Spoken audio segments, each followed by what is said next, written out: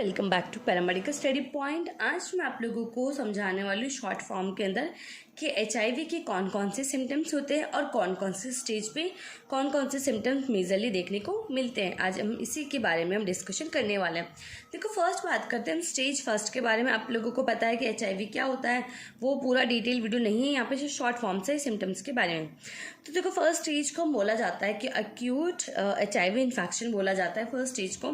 ये होती है बेसिकली आपको ये होता है कि after the infection with in 2 to 4 weeks after the infection with HIV ने आपको विद इन 1 मंथ के अंदर कौन कौन से सिम्टम्स देखने को मिलते हैं अगर कोई भी पर्सन है वो एचआईवी से इन्फेक्टेड हो जाता है। तो फर्स्ट होता है फीवर, सेकंड होता है चिल्स, थर्ड होता है रैशेस, फिर होता है नाइट स्वेट्स होता है, पेशेंट को रात में भी स्वेटिंग होने लग जाती है, मसल्स एक होती है, शॉर्ट थ्रोट होता है, फैटिक हो जाता है और माउथ में अल्सर होने लग जाते हैं, बहुत ज़्यादा थकान उसको फील होती है।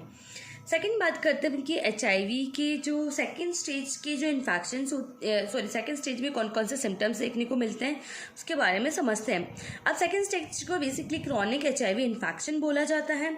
ये होता है कि period after acute infection, basically acute infection के बाद में देखने को मिलता है। नहीं, आपको 1 महीने के बाद में ज़्यादा मेजरली कौन कौन से सिम्टम्स देखने को मिलेंगे, तो वही यहाँ पे हम समझने वाले हैं। इसका थोड़ा सा पीरियड है ना, वो लंबा भी जा सकता है। सेकंड जो स्टेज का जो पीरियड होता है थोड़ा सा लंबा भी हो जाता है, कभी कभी किसी में शॉर्टली ही ऑब्जर्व हो जाता है। वो डिपेंड करता है कि जो पर्सन है ना उसकी जो इम्यूनिटी पावर कैसी है, उस पर मेजरली डिपेंड करता है। तो फर्स्ट बात करेंगे इसमें क्या क्या देखने को मिलता है। Major symptoms, weight loss, person का वेट लॉस होना स्टार्ट हो जाता है, ठीक है। सेकंड, डायरिया होने लग जाता है, हाई फीवर, उसको ऑल टाइम मैक्सिमम टाइम उसको हाई फीवर देखने को मिलता है।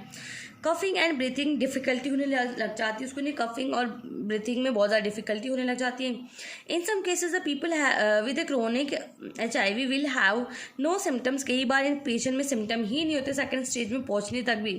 This is called the latent infection बोला जाता है and can be up to the 10 years. इन पोजिशन को 10 साल तक कोई भी इन्फेक्शन देखने को नहीं मिलता। ये बहुत ही ज़्यादा इन पेशेंट में क्या होती है, प्रॉब्लम हो जाती है, क्योंकि जब फाइनल स्टेज में जब उनका पता लगता है तो उनको जो ट्रीटमेंट का कोई बेनिफिट नहीं होता है, क्योंकि उनका इन्फेक्शन बहुत ज़्यादा बढ़ चुका होता है, ठीक है। तो जो सिम्टम्स शो नहीं होते उसको लेटेंट इन्फेक्शन बोला जाता है एचआईवी के अंदर।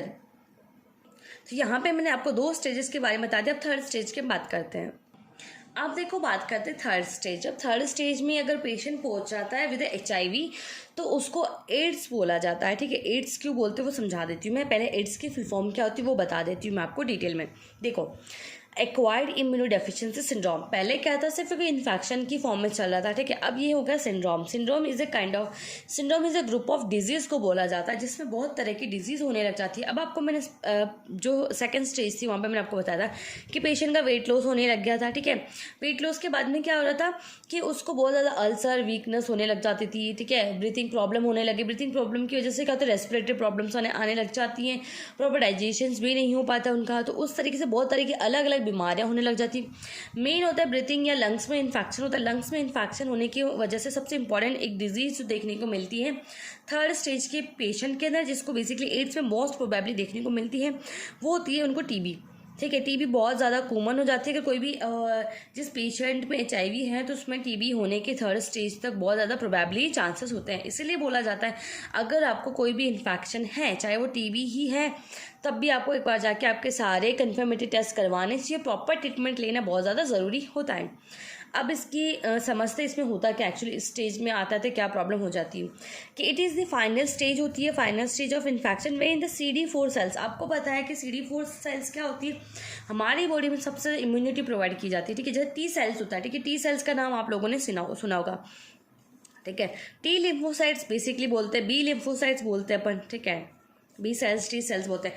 अब जो T सेल्स होता है ना उसके अंदर एक CD4 सेल होता है, CD4 सेल होता है जो कि आपको इम्यूनिटी में बेसिकली प्रोवाइड करता है। फाइटिंग सेल्स कह सकते हो, जो फाइट करता है, ठीक है, कोई भी अदर इन्फेक्शन से। वो बहुत ज़्यादा डिक्रीज हो जाता है। नॉर्मल से ज़्यादा डिक्रीज हो जाएंगे तो क्या होगा, इन्फेक्शन से फाइट करने की एबिलिटी खत्म हो जाएगी। एंड ये अराउंड हो जाते हैं 200 cells per cubic metre of the blood cells, यानी बहुत ज़्यादा कम हो जाते हैं इनकी अमाउंट। अब क्या होता है इसमें बहुत ज़्यादा जो पर्सन तो उसमें परसिस्टेंट हाई फीवर होता है ऑफ ओवर 100 डिग्री। सो हमेशा वो मोस्ट ऑफ टाइम आपको फीवर देखने को मिलेगा और 100 डिग्री फ़ारेनहाइट से ज़्यादा ही देखने को मिला है। Severe chill and the night sweating बहुत ज़्यादा होने लग जाती है। वाइट स्पॉट्स इन दी माउथ, माउथ में वाइट स्पॉट्स हो जाते हैं। रैपिड वेट लॉस, बहुत ज़्यादा वेट लॉस हो जाता है। और भी sure of the mouth and annuls and the genitals, वहाँ पे बहुत ज़्यादा उनको ना शॉर्ट्स होने लग जाते हैं, छाले टाइप से होने लग जाते हैं। सबसे इम्पॉर्टेंट, रेड, ब्राउन और पिंक और purplish notch on the ulcer the skin और the inside the mouth and nose. ठीक है, क्या होता है, बहुत तरह के अल्सर्स देखने को मिलते हैं, रेड, ब्राउन, पिंकिश कलर के अल्सर्स देखने को मिल जाते हैं। After that extreme and unexplained tightness होने लग जाती है, डायरिया होता है इसमें, the last for the more than a week, एक वीक से बहुत ज़्यादा डायरिया होने लग जाता है। मेमोरी लॉस होने लग जाती है, डिप्रेशन होता है एंड न्यूरोलॉजिकल डिसऑर्डर्स भी देखने को मिलते हैं। सबसे इंपॉर्टेंट निमोनिया, निमोनिया का मैंने आपको एक्सप्लेन कर दिया है कि टीबी से रिलेटेड होता है, लंग्स इन्फेक्शन हो जाता है मोस्ट प्रोबेबली। जिसमें भी एचआईवी इन्फेक्शन होता है, अगर वो एड्स की कंडीशन तक पहुंच जाता है तो उसमें बहुत प्रोबेबली जो टीबी का इन्फेक्शन देखने को मिल जाता है। तो मैंने आपको एक शॉर्ट फॉर्म में समझा दिया है कि एचआईवी के कौन कौन से मेजर सिम्टम्स होते हैं और कौन कौन सी स्टेज पे होता है। ये बहुत ज़्यादा इंपॉर्टेंट बात है कि कौन कौन से स्टेज में आपको ये सारे सिम्टम्स देखने को मिलते हैं। So that is about this video. अगर आपको मेरी वीडियो अच्छी लगती है तो प्लीज़ आप मेरे चैनल को सब्सक्राइब करें एंड लाइक करें, मेरे वीडियोस को शेयर करें, जिससे मुझे और भी लोग मेरे पास में आते हैं, मेरे चैनल को सब्सक्राइब करते हैं, मुझे मोटिवेशन मिलता है। So thank you so much watching this video.